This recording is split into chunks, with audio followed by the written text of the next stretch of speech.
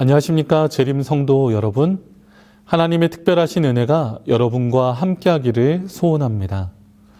오늘은 너희가 먹을 것을 주어라 라는 제목으로 함께 말씀을 나누고자 합니다. 먼저 마가복음 6장 30절부터 37절까지 있는 본문의 말씀을 살펴보겠습니다. 사도들이 예수께 모여 자기들이 행한 것과 가르친 것을 낱낱이 고하니 이르시되 너희는 따로 한적한 곳에 가서 잠깐 쉬어라 하시니 이는 오고 가는 사람이 많아 음식 먹을 겨를도 없습니다. 이에 배를 타고 따로 한적한 곳에 갈새 그들이 가는 것을 보고 많은 사람이 그들인 줄 안지라. 모든 고을로부터 도보로 그곳에 달려와 그들보다 먼저 갔더라. 예수께서 나오사 큰 무리를 보시고 그 목자 없는 양 같음으로 인하여 불쌍히 여기사 이에 여러 가지로 가르치시더라. 때가 저물어 가매 제자들이 예수께 나와 여짜오되 이곳은 빈들이요 날도 저물어 가니 무리를 보내어 두루 촌과 마을로 가서 무엇을 사 먹게 하옵소서. 대답하여 이르시되 너희가 먹을 것을 주라 하시니 여짜오되 우리가 가서 200데나리온의 떡을 사다 먹이리이까. 오늘 우리가 방금 읽은 본문은 예수님께서 5,000명을 먹이시던 오병이어의 사건에 대한 본문입니다. 마태복음 14장 1절부터 12절, 누가복음 9장 10절부터 17절, 요한복음 6장 1절부터 14절에도 같은 사건이 기록되어 있습니다. 사복음서를 기록한 4명의 기자들은 각기 자신만의 관점으로 예수님의 이야기를 기록하고 있습니다. 4명의 이야기가 서로 상호 보완되어 조화를 이루고 있기에 우리는 이것을 복음조화라고 부릅니다. 복음조화는 예수님의 이야기를 살펴보는 가장 기본적인 성경 연구 방법입니다. 오병이어 사건은 흔히 예수님께서 행하신 놀라운 기적 정도로 우리에게 인식되는 사건이지만 이 사건의 본질은 전혀 다른 데 있다는 점을 우리는 알게 됩니다. 바로 6장 37절에 언급한 예수님의 명령입니다. 너희가 먹을 것을 주어라. 요한복음에서는 그냥 이 사람들을 먹이려면 어떻게 하면 좋겠느냐고 빌립에게 질문하신 것으로 나오지만 마태, 마가, 누가는 분명한 예수님의 명령을 동일한 화법으로 기록하고 있습니다. 예수님의 단호한 명령은 너희가 먹을 것을 주어라입니다. 오병이어 사건에 대해 기록하고 있는 시대의 소망 39장의 제목 역시 너희가 먹을 것을 주라입니다.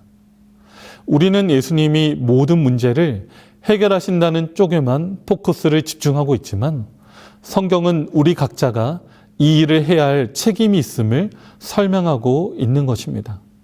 과연 너희가 먹을 것을 주어라 라는 주님의 명령 속에 어떠한 의미가 깃들어 있는지를 오늘 함께 살펴보고자 합니다.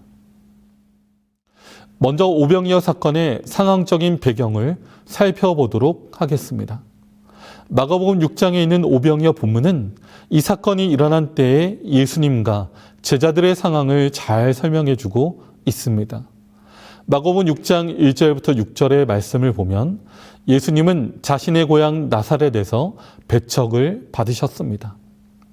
7절부터 13절에 있는 말씀에서 12제자들은 둘씩 짝을 지어 전도 훈련을 하고 돌아왔습니다. 그 사이 14절부터 29절에 예수님의 길을 예비했던 침례 요한의 죽음이 있었습니다. 그리고 우리가 읽었던 본문 30절에 제자들은 전도하며 겪었던 일에 대하여 보고하고 있던 중이었습니다. 침례 요한의 죽음과 긴 전도 훈련의 끝에서 제자들은 많이 지쳐 있었음이 분명합니다. 31절에 예수님은 지친 제자들을 향해 한적한 곳으로 가서 잠깐 쉴 것을 제안하셨습니다. 그러나 이내 다시 큰 무리가 예수님을 향해 모여들었고 예수님은 다시 이들을 위해 봉사하셨습니다.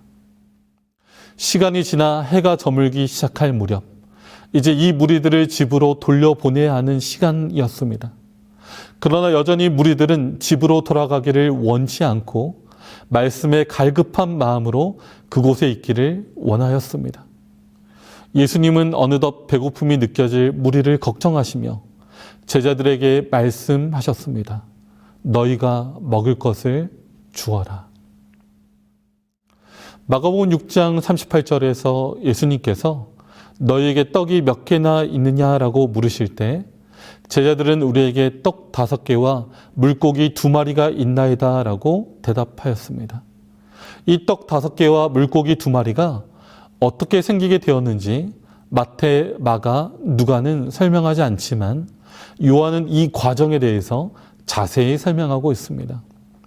마태, 마가, 누가는 주로 사건 중심적인 설명이지만 요한은 예수님을 만난 사람들, 개인의 변화에 초점을 두는 방식으로 자신의 이야기를 서술해 나가고 있습니다. 니고데모와의 예수님의 은밀한 만남, 십자가 사건 이후 니고데모의 담대한 행동을 기록한 사람은 요한뿐입니다. 항상 자만하던 베드로가 3번 부인하고 갈릴리 바다에서 다시 주님의 용서를 받은 사건을 기록한 것도 요한뿐입니다.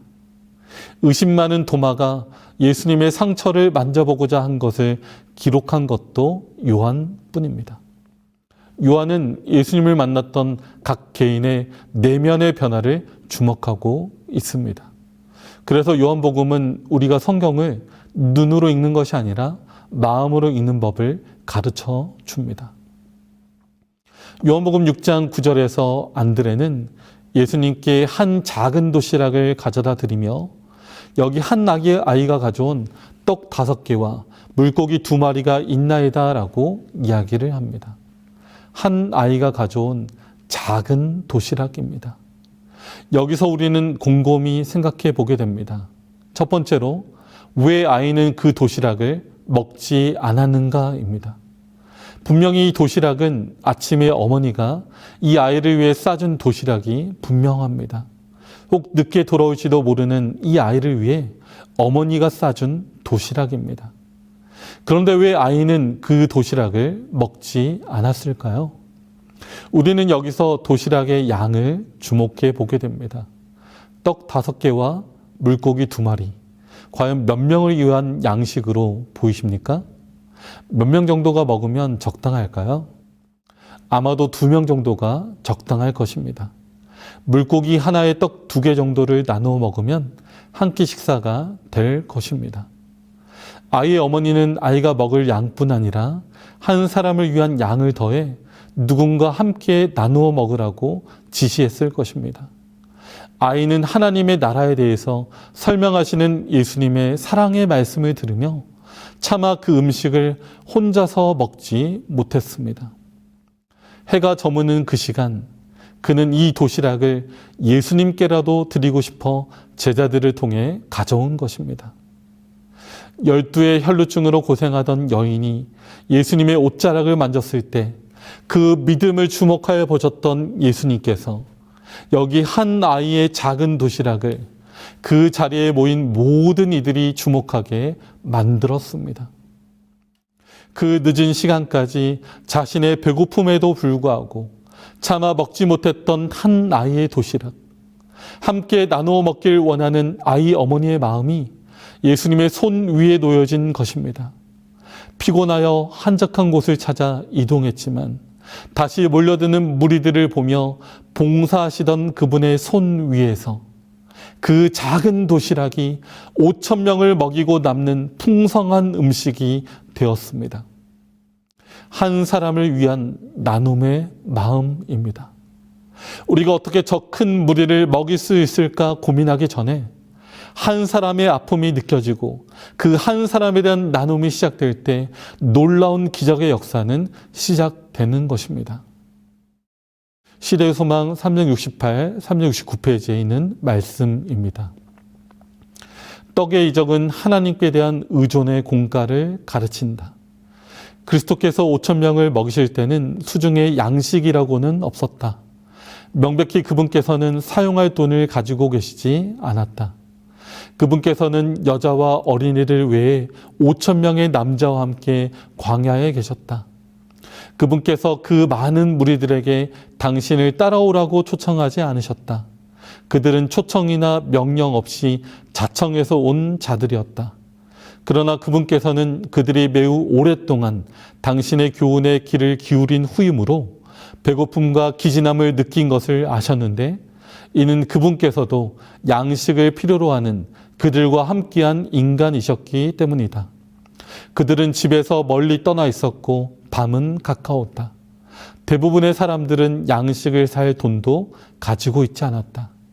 그들을 위하여 광야에서 40일 동안 금식하셨던 분께서는 그들을 굶긴 채로 집으로 돌려보내지 않으실 것이었다. 하나님의 섭리는 예수님을 그 처지에 두셨고, 그분께서는 그 곰핍을 구제할 방법을 하늘 아버지께 의뢰하셨다. 그리스도께서는 선지자를 통해서 우리에게 이렇게 분부하셨다.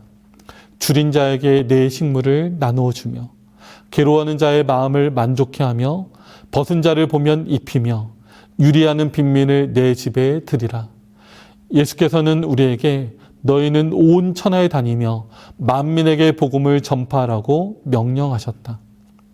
그러나 필요는 지대한데 우리 수중에는 너무나 적은 재정밖에 없는 것을 볼 때 얼마나 자주 우리 마음은 무거워지고 믿음은 약해지는가.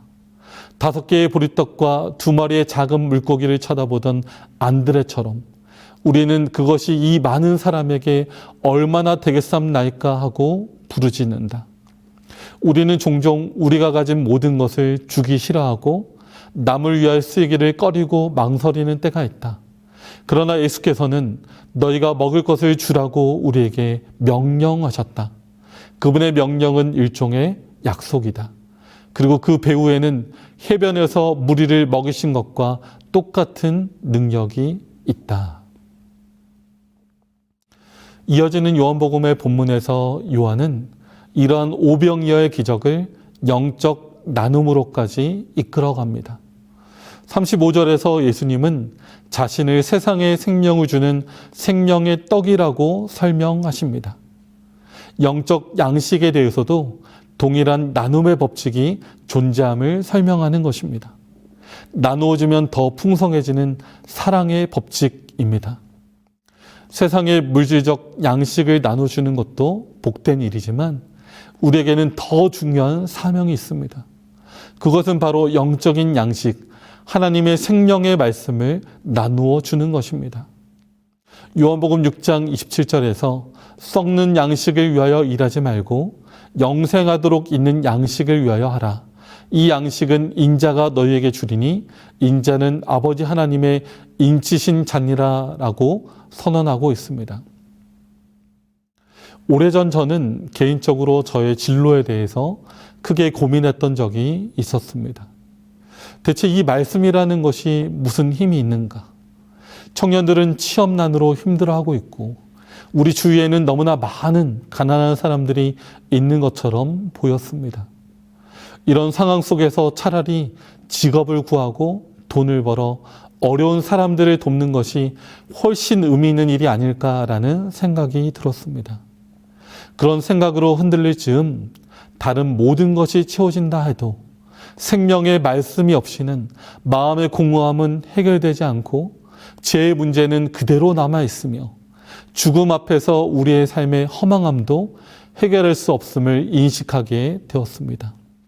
성경만이 참된 사랑의 이유를 알려주며 사랑 그 자체이신 한 존재를 우리에게 알게 해주는 것입니다. 따라서 우리는 개인의 실제적 필요를 공급할 뿐 아니라 우리가 줄 수 있는 가장 귀한 것, 우리의 보배이신 예수 그리스도를 소개해야 합니다. 우리가 매일매일 먹어야만 새롭게 소성되는 참된 생명의 양식이 있음을 알려주어야 하는 것입니다. 죄악으로 자연스레 기울어지는 우리 본성의 노예가 아니라 내 안에 살아계시는 예수 그리스도의 마음으로 세상을 바라보게 해주는 생명의 말씀, 참된 사랑의 양식을 우리가 먹어야 한다고 말입니다. 예수 그리스도만이, 그분의 말씀만이 죄악의 유일한 치료제입니다. 내가 많은 것을 할 수 없다고 낭망하지 말고 한 사람을 향한 관심을 가지고 나아간다면 우리는 분명 놀라운 사랑의 기적을 목격하게 될 것입니다. 시대의 소망 370페이지에 있는 말씀입니다. 제자들은 그리스도와 백성들 사이에 있는 교통의 통로였다. 이 사실은 오늘날 그분의 제자들에게 큰 용기를 줄 것이다. 그리스도는 위대한 중심이요 모든 능력의 근원이시다. 제자들은 그분에게서 그들의 양식을 공급받아야 한다. 아무리 지혜가 많고 아무리 경건한 마음을 가진 자라도 받을 때에만 줄 수 있다. 그들 홀로는 영혼의 필요를 조금도 공급할 수 없다. 우리는 그리스도에게서 받은 것만을 공급할 수 있다. 우리는 남에게 나눠줄 때만 받을 수 있다. 계속 남에게 나눠줄 때 우리는 계속해서 받는다. 더 많이 나눠줄수록 우리는 더 많이 받을 것이다. 이와 같이 함으로 우리는 끊임없이 믿고 의지하고 받고 나눠줄 수 있을 것이다. 그리스도의 나라를 건설하는 일은 겉으로 보기에는 진척이 느리고 또 그 진보를 증명하기가 불가능한 것처럼 보일지라도 앞으로 나아갈 것이다. 그 사업은 하나님의 사업이므로 그분께서 재정을 공급하고 조력자들, 곧 참되고 열심히 있는 제자들을 보내실 것이다. 그들의 손 역시 굶주린 군중을 먹일 양식으로 가득 차게 될 것이다. 하나님께서는 죽어가는 영혼들에게 생명의 말씀을 전하기 위하여 사랑으로 활동하는 자들, 다른 배고픈 영혼들을 먹일 양식을 얻기 위하여 차례대로 저희 손을 내미는 자들에게 무관심하지 않으신다. 하나님을 위하여 일하는 중에도 사람의 재간과 능력으로 할 수 있는 것에 너무 지나치게 의뢰할 위험이 있다. 이렇게 함으로써 우리는 크신 일꾼을 잊어버린다. 그리스도의 일꾼이 자신의 개인적인 책임을 인식하지 못하는 경우가 흔히 있다. 그는 모든 능력의 근원이신 그분을 의뢰하는 대신에 자기의 책임을 기관에 미룰 위험에 빠진다. 하나님의 사업을 할 때 인간의 지혜나 수를 믿는 것은 큰 잘못이다. 그리스도를 위한 사업의 성공은 수나 재간이라기보다는 목적의 순수성과 진심에서 우러나는 참된 단순성과 내맡기는 믿음에 달려있다. 개인적인 책임을 이행해야 하며 개인적인 의무를 감당해야 하고 그리스도를 알지 못하는 자들을 위하여 개인적인 노력을 기울여야 한다. 그대보다 더 풍성한 선물을 받았다고 생각되는 어떤 사람에게 그대의 책임을 미루는 대신에 그대의 능력대로 일하라. 예전에 사역했던 한 교회에서 저는 4년 동안 청년반을 맡아 사역했습니다. 제자가 되는 것이 무엇인가? 우리 이웃의 범위는 어디까지인가? 나눔은 어떻게 해야 하는가? 성경적인 내용을 가지고 설교했습니다. 3년의 사역이 지나갈 즈음 그렇게 바뀔 것 같이 않아 보였던 청년들이 조금씩 변하기 시작했습니다.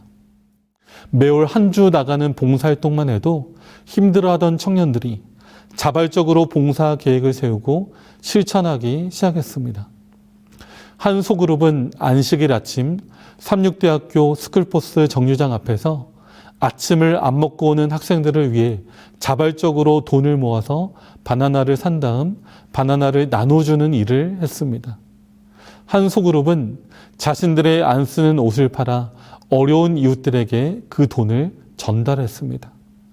한 소그룹은 다문화 센터에 가서 어린이들을 위해 동화책 읽어주는 일을 했습니다.